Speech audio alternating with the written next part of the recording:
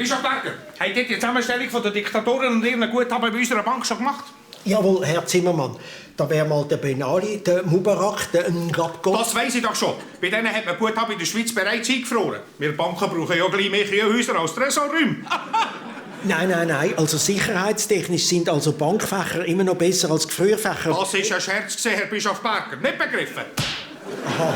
Mich interessieren die Diktatoren, die nächstens fällig sind. Dann können wir die Gelder schon mal ein bisschen vorsortieren.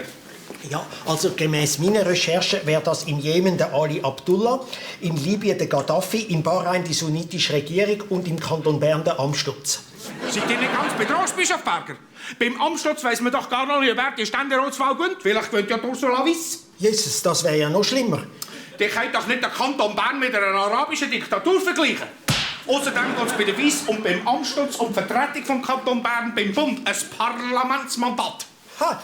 Also im Iran ist ja das Parlament noch viel schlimmer als die Regierung. Und in der Stadt Zürich auch. Kompletter Blödsinn, den ihr hier erzählt, Bischof Berger. Wenn der Amtsschutz gönnt, wird er zusammen mit einer starken Armee in Bern alle Ausländer inklusive Diplomaten ausweisen.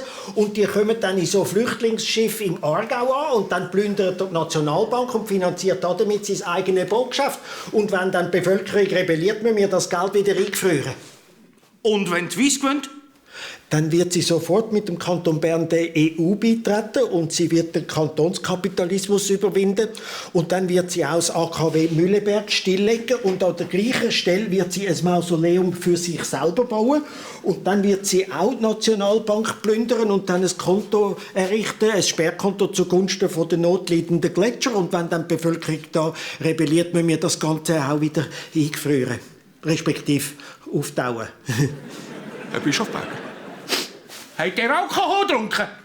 Das war nur ein Scherz, Herr Zimmermann. Nicht begriffen.